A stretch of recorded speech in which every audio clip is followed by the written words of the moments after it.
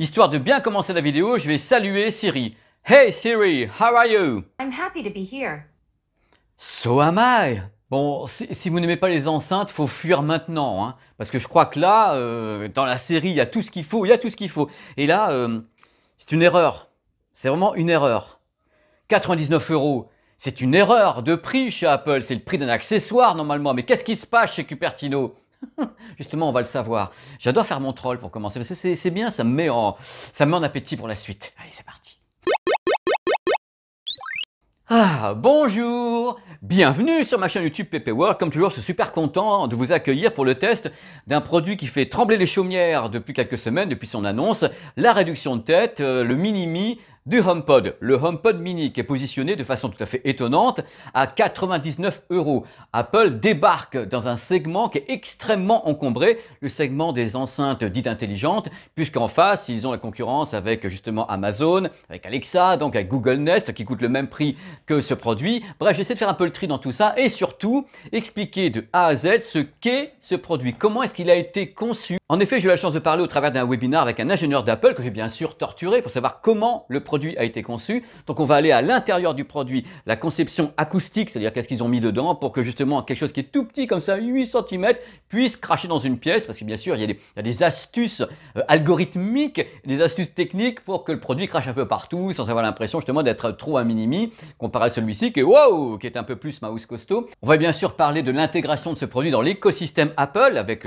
justement les fonctions associées à Siri, le HomeKit, donc la gestion de la maison, le hub, l'interphone, ben voilà, il y a plein de trucs à dire. Et tout à l'heure dans la vidéo, il y aura bien sûr les résultats des essais sur le terrain, parce que j'ai eu deux produits, donc j'ai pu les essayer en stéréo, avec AirPlay, avec l'iPhone 11 Pro Max, plein de trucs, des tas de morceaux. On va voir ce que ça vaut ou ce que ça ne vaut pas. Et à la fin de la vidéo, il y aura les plus et les moins, avec des listes longues comme mon bras. On va passer un bon moment ensemble. Je vais commencer par planter le décor. Qui es-tu? Pourquoi? À quelle heure? Comment? Voici, messieurs, dames, le HomePod, 355 grammes uniquement, 8,4 cm de hauteur. Le challenge pour Apple, ils me l'ont dit, nous on veut créer une petite enceinte de classe internationale qui soit à la fois très bonne au niveau du son et qui permette de s'intégrer parfaitement dans l'écosystème Apple. Car vraiment, il faut parler d'intégration parce que le produit ne peut pas fonctionner sans l'écosystème Apple. Pour avoir de la musique, il faut utiliser l'enceinte au travers de Apple Music, iTunes, iCloud. On peut utiliser Amazon qui vient de rejoindre justement le clan Apple Music, Apple Podcast, Apple Music Radio, bref.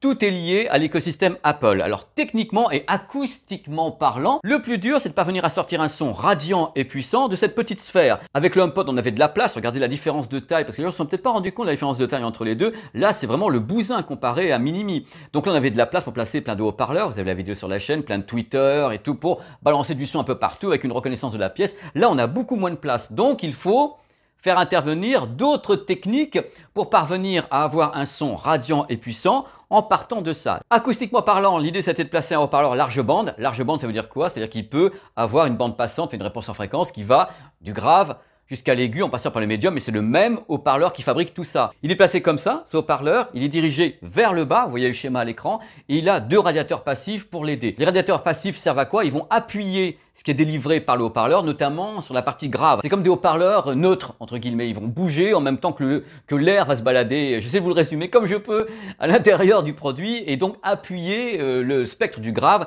C'est le plus touchy. Quand on n'a pas de place pour faire du grave, c'est un peu compliqué. Donc on utilise ce système de haut-parleur large bande ainsi que radiateur passif. Et il y a le secret pour balancer du son comme ça de façon radiante. Il y a les petites ailettes, il y a des déflecteurs audio qu'on voit très bien à l'image. Ces déflecteurs vont donc balancer le son de tous les côtés, c'est-à-dire qu'ils prennent le son qui descend du haut-parleur et grâce aux ailettes, vous allez avoir du son radiant. J'aime pas dire 360 degrés parce que c'est pas vraiment l'idée, c'est d'avoir un son qui est radiant, d'avoir si possible la même signature sonore, qu'on soit ici, là.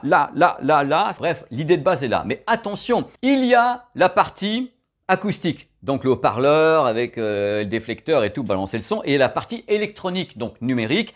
Et pour ça, il y a la reine mère qui est là, la puce Apple S5 qui a plusieurs fonctions, hein. Elle est là, c'est pas pour rien, hein. Elle doit analyser le son, c'est-à-dire que le son est envoyé directement en numérique vers l'enceinte et la puce va commencer à analyser le son. Numéro 1, le rôle de la puce est de s'assurer que le son a la même qualité audio, que le son soit écouté à faible volume ou fort volume. Il y a ce qu'on appelle une égalisation automatique qui est faite par la puce S5.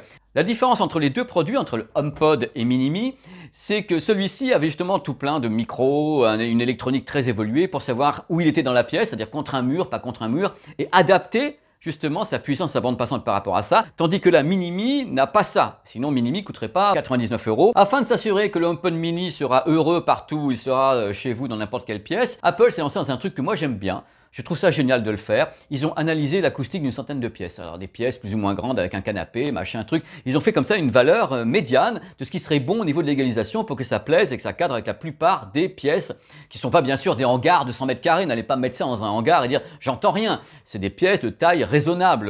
Vous avez vu quand même le petit bestiau, ne va pas non plus balancer 150 dB. Donc Apple a fait tout ça et a rentré tout ça dans l'algorithme qui est géré par cette fameuse puce, donc la reine mère, la puce S5. Et attention, Apple a donné un nom à ce type de travail, parce que c'est leur nom à eux, hein, voilà. Computational Audio, c'est-à-dire un son calculé, un son maîtrisé avec des valeurs algorithmiques qui appartiennent à Apple, qui sont intégrées au produit. Donc le produit ne sait pas où il se trouve, c'est-à-dire qu'il ne sait pas si la pièce est grande, petite, contre un mur, contre un PP ou pas, mais par contre, il va délivrer une réponse en fréquence, c'est-à-dire il va délivrer un son, une signature sonore qui peut satisfaire la plupart des gens, la plupart des intérieurs. Voilà, c'est une sorte de calibrage qui est automatique là-dessus. C'est la puce qui gère 180 fois par seconde. On m'a dit ça, hein. On m'a dit « Oh PPG, 180 fois par seconde, la puce va analyser la musique pour régler comme ça l'égalisation par rapport au volume et tout. » Écoutez, c'est magnifique, c'est wonderful. Siri, it's wonderful. Alors, je ne vous cache pas que l'idée de base de ce... Attendez, je reprends le truc. Donc ce computation... Mais même moi le matin, mais c'est pas possible. C'est d'éviter un truc que je déteste, la saturation. Là, l'idée, c'est que qu'on n'ait pas un grave, même si le grave n'est pas gigantesque, mais un grave qui commence à bourrer, des aigus qui commencent à devenir dégueulasses. Là, l'algorithme a calculé pour que ça n'arrive pas. Donc à un moment donné, quand vous allez appuyer sur le volume et dire hey, tu peux pas faire plus fort, Siri, il va dire ben non, parce que si je fais plus fort, moi l'algorithme me dit non, parce que je vais saturer de partout. Donc c'est un garde-fou. La reine mère S5 te dit non, vous n'irez pas plus loin là, parce que je pense que soit le haut-parleur sort par là, soit on peut pas. Donc on reste dans les cordes pour que le son reste correct. Voilà, j'en ai fait des caisses, c'est normal. Un truc que je voulais ajouter, parce que j'en ai pas parlé tout à l'heure, j'ai eu tort, j'ai souvent tort dans mes vidéos, et c'est pour ça qu'elles durent 3 heures, parce que c'est le temps que je me rattrape. Il y a un système de suspension. Parce que je vous ai dit tout à l'heure que le haut-parleur était dirigé vers le bas, il y avait des déflecteurs ici, vous voyez encore à l'écran. Mais le risque, quand on fait ça, si on n'amortit pas, je vais vous le faire moi, c'est une table en fer. Ce qui va se passer, c'est quand le grave va commencer à être pulsé, vous allez faire... Ça va vibrer, que ce soit une table en fer ou du bois. Donc il faut éviter tout ça. Il y a un amortissement ici en bas qui évite, on écoutera tout à l'heure sur une petite intro rapide, qui évite que la surface sur laquelle est posé le HomePod se mette à vibrer, parce que ça pour moi c'est pas possible quoi. C'est un truc, moi ça me fait partir en courant. Déjà celui-ci avait ce système. Là ici il y avait un système qui évitait justement que le HomePod se balade tout seul sur une table parce qu'il l'a fait vibrer. Côté micro, il y en a 4 en tout. Là, il y a donc 3 micros longue portée chargés d'entendre votre voix, donc même au bout de la pièce, et Siri. Le 4e micro est un micro de bruit résiduel, c'est-à-dire le bruit qui pourrait faire en sorte qu'on n'entende pas bien votre voix.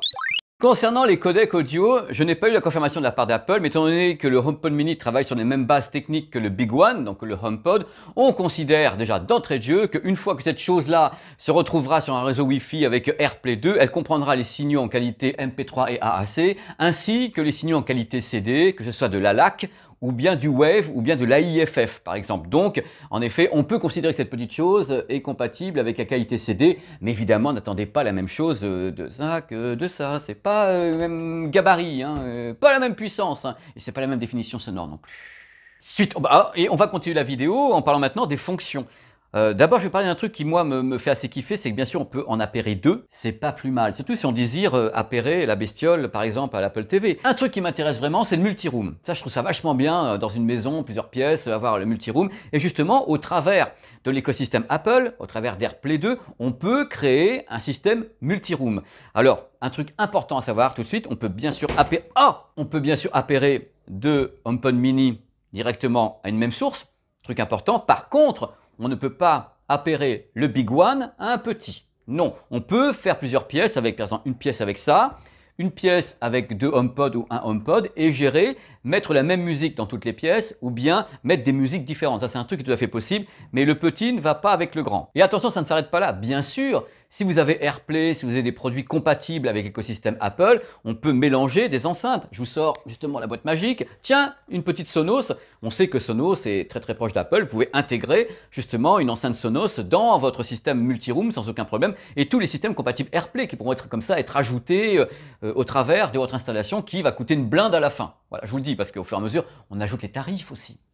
Vous le savez ou bien vous ne le savez pas, si vous n'avez pas vu la vidéo du test du HomePod, je n'ai pas du tout aimé Siri sur le HomePod. Je trouvais que Siri était en dessous de ses concurrents. Siri 2020 intégré dans le HomePod mini va plus loin que ce qui était dans le HomePod. On peut gérer de façon intelligente, c'est le but de la manœuvre, ces enceintes sont intelligentes, on peut gérer de façon intelligente la maison connectée. Ce que j'appelle la maison connectée, c'est tout ce qui est compatible avec Apple HomeKit et la gestion se fera via Siri, via le HomePod mini avec des ordres qui pourront être donnés. Il y a la fonction interphone qui a fait marrer tout le monde, je trouve ça vachement bien d'ailleurs au travers de l'écosystème Apple où on peut donc parler à quelqu'un d'une pièce à l'autre en tapotant, en parlant, en insultant même. Donc Siri peut jouer le rôle de l'alarme, répondre à des scénarios. Par exemple le soir vous dites ah je suis rentré, il va se mettre en liaison dans un scénario avec tel ou tel accessoire, lampe connectée à l'intérieur du HomeKit d'Apple et gérer comme ça le scénario. La différence est là, ils ont écouté les cris, pleurs et désespoir de tous les possesseurs du HomePod qui disaient oui le son est sympa mais ça va pas assez loin, je sais pas ce que peut faire Siri à part me passer le nouvel album de Lady Gaga. Bref, Siri a été amélioré mais malgré tout, selon moi,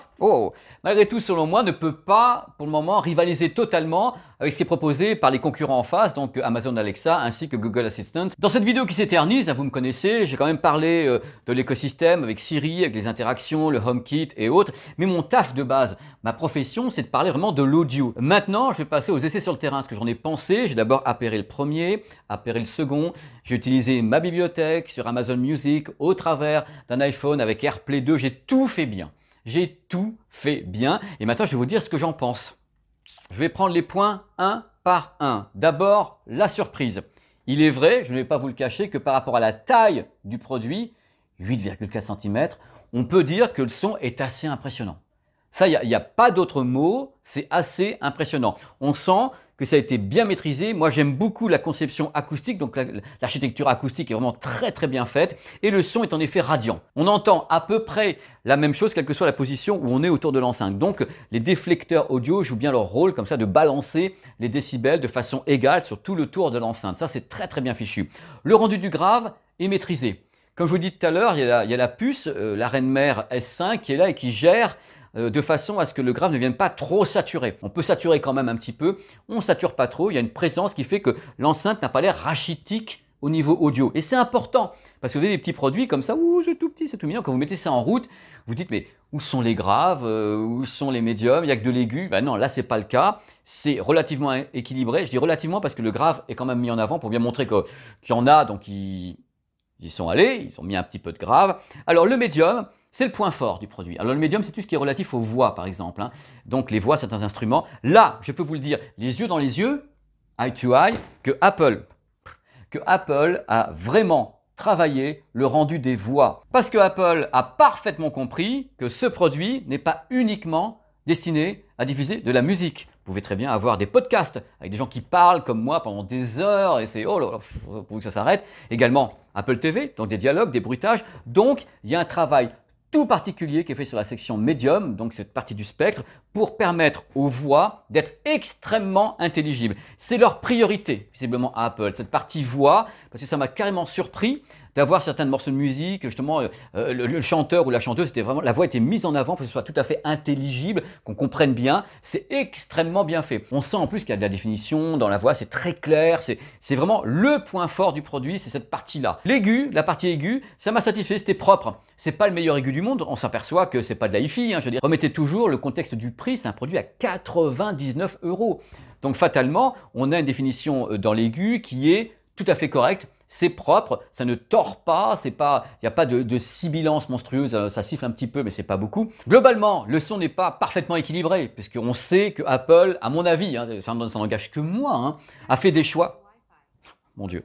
Mais ça me parle. Shut up, Siri. Sur la bande passante, c'est-à-dire la signature sonore, en mettant en avant le grave. Au risque de vous décevoir, je ne vous ferai pas écouter la qualité audio de ce produit avec un micro relié à un smartphone, avec la compression YouTube, avec le fait que ce soit votre système qui va le retranscrire, parce que ça ne va rien vous donner. Par contre, ce que j'ai envie de faire, c'est de vous prouver à quel point le système d'amortissement sonore fonctionne. Table en fer. Je pose l'enceinte dessus, le haut-parleur est dirigé vers la table en fer.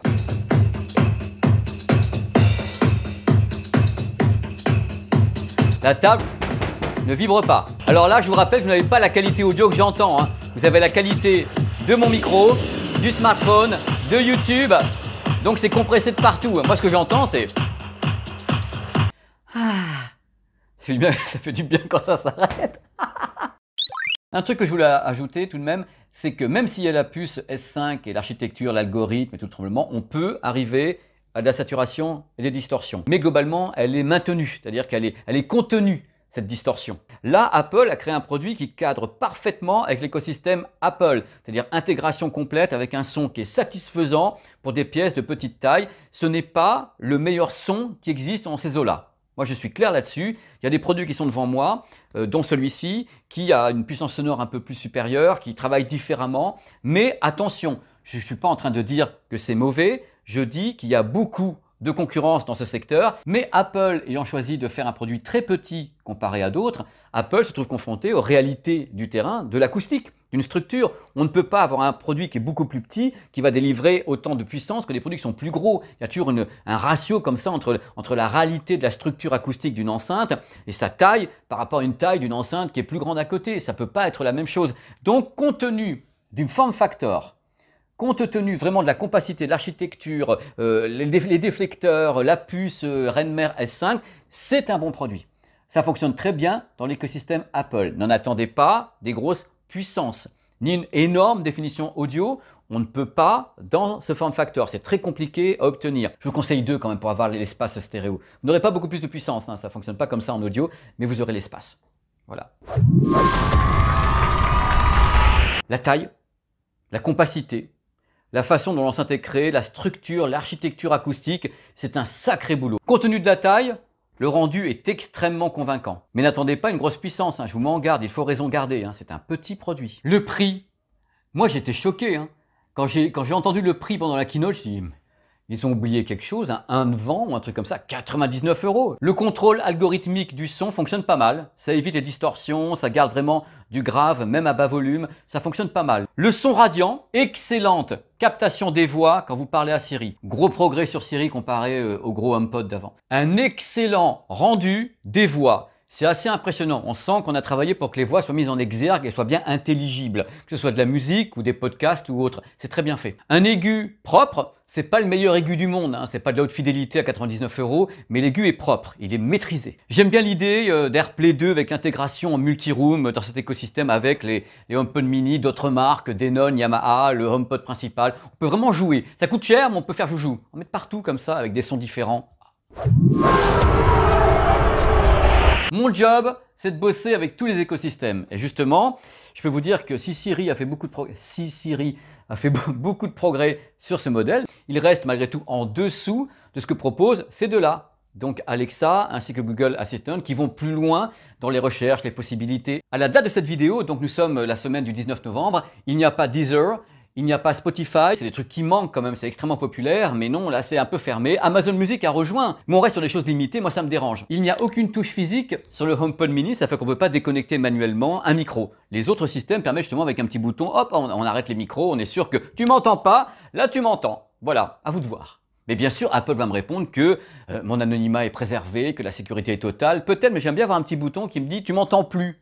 Ça, c'est bien. Je sais que c'est un produit Apple. Je sais que Apple a coupé les fils depuis très très longtemps, mais il n'y a quand même pas d'entrée filaire. C'est-à-dire que si on a un problème de réseau ou un truc comme ça, il n'y aura pas de son. Tandis qu'avec une bonne prise mini jack, on peut toujours brancher quelque chose. Je dis ça, je suis l'avocat du diable. Vous me connaissez? Vous connaissez? Même si Apple a travaillé la puce S5 ainsi que les algorithmes et le son computational audio, malgré tout, il m'est arrivé d'avoir des distorsions, c'est-à-dire en montant le volume. Le grave pas tellement, mais le médium et l'aigu peuvent se mélanger les pinceaux par moment. Donc des distorsions existent, même s'il y a les algorithmes Apple derrière. C'est pas non plus oh là là tout le temps, c'est que ça peut arriver, ce n'est pas imparable. Rien n'est parfait en ce monde. Ni là, ni là, ni là, ni là, nulle part. Concernant le HomeKit, il n'y a pas assez d'accessoires. Encore, ça fait qu'on est un peu coincé. Ça va venir, mais on sent qu'il y a quand même un petit peu une latence par rapport à d'autres écosystèmes. Un truc qui va faire bondir les fans d'Apple, mais je me lance, étant donné que Apple a l'Apple TV. Ils ont des enceintes. Moi, ce que j'aimerais de la part d'Apple dans les années à venir, c'est d'avoir un écosystème complet d'enceintes home cinéma. C'est-à-dire qu'en effet, que Apple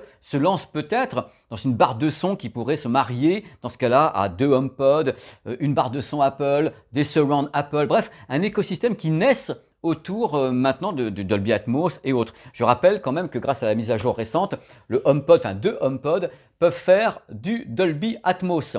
Il y aura une vidéo d'ailleurs sur la chaîne de test du Dolby Atmos avec les HomePod. Je tiens également à dire, et c'est important, que techniquement, ce produit ne pourra pas avoir de mise à jour pour faire du Dolby Atmos. Il est trop petit, l'architecture n'est pas la même et les déflecteurs ne travaillent pas de la même façon que là-dessus. Donc là, on a plusieurs justement haut-parleurs en Corolle, tandis que là, on n'a que des déflecteurs avec un haut-parleur central. Donc on ne pourra pas faire du Dolby Atmos comparé à celle-ci qui a pu être mise à jour. Voilà, je tenais à vous le dire tout de suite. Commencez pas à rêver, oh, je vais faire du Dolby Atmos avec mes iPod mini. Ben non! Tu pourras pas. Dans la série La vie qui n'engage que moi, je pense que peut-être, maybe, Apple aurait pu lancer un produit d'une taille intermédiaire entre le HomePod mini et le HomePod, parce que vraiment là c'est la réduction de tête de chez réduction de tête, hein, c'est assez étonnant. On a vraiment affaire au mini-mi de chez mini-mi, alors qu'au même prix en face, on a des produits qui sont plus grands avec une architecture acoustique différente qui permet de placer des haut-parleurs plus grands, donc qui vont cracher plus de watts que cette petite chose. Voilà, comme toujours, je me suis vraiment beaucoup répandu dans cette vidéo parce que j'adore vous parler et j'ai adoré vraiment tester ce produit, de même que j'avais adoré tester le HomePod. C'est vraiment des produits qui m'intéressent beaucoup et acoustiquement, il y a beaucoup de travail, il y a beaucoup d'ingénierie, il y a beaucoup de recherche chez Apple pour essayer de régler des problèmes acoustiques, de structure et autres. Ils bossent beaucoup là-dessus et ça, c'est vraiment un compliment que je leur envoie. Même si sur le terrain, les résultats peuvent être des choix plus ou moins discutables, justement la gestion du grave, de l'aigu, la compression, l'égaliseur automatique et autres, c'est des trucs quelquefois on dit ouais, il faut pas, mais globalement, ça fonctionne bien, ça se tient bien, c'est cohérent dans l'écosystème. Voilà, merci beaucoup, merci infiniment d'avoir regardé cette vidéo, ça me fait toujours plaisir d'être avec vous pendant ces longs moments au coin de la cheminée avec mes éclairages, mes enceintes, tous mes produits.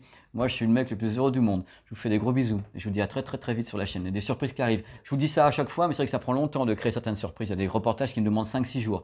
Donc fatalement, quelquefois, allez, merci encore. À bientôt. Bye bye.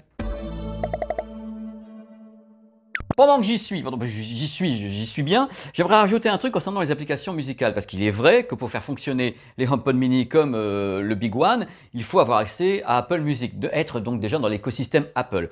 Le truc, c'est que maintenant, Amazon, par exemple, a rejoint l'écosystème Apple Music, puisque moi j'ai utilisé Amazon avec AirPlay pour tester le produit, et Apple m'a dit, mais nous on est ouvert à d'autres entités qu'Amazon, on a dit que c'était possible, donc ça voulait dire à demi-mot que si Spotify le souhaitait, Spotify pourrait peut-être intégrer cet écosystème Apple, ce qui serait bien parce que parmi les plus gros reproches qu'on peut faire à cet écosystème, c'est qu'il est clos et qu'il ne laisse pas assez de place à l'arrivée d'applications tierces. Mais Apple m'a dit, la porte est ouverte, ils peuvent venir, welcome, et on ne sait pas s'ils vont le faire, mais il paraît que c'est possible. Donc Amazon Music a rejoint justement Apple Music, mais il est vrai qu'à chaque fois, c'est plus compliqué avec cet écosystème d'avoir tout ce que l'on souhaite avoir. Alors qu'avec d'autres écosystèmes, elle est belle ma phrase là, c'est plus vous le savez comme moi, c'est plus compliqué avec l'écosystème Apple d'avoir tout ce que l'on souhaite, alors qu'avec d'autres écosystèmes, on a quelquefois plus de possibilités. C'est pas quelque chose qui est méchant, c'est la vérité, c'est sur le terrain. De l'autre côté, vous avez Alexa, vous avez Google qui eux, c'est open bar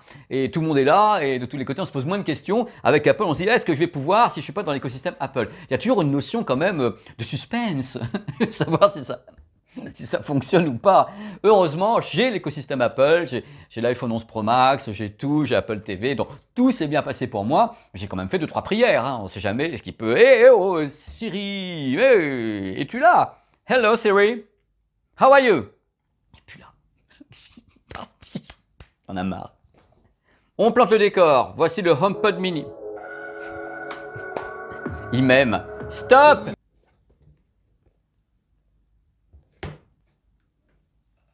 A fait des choix.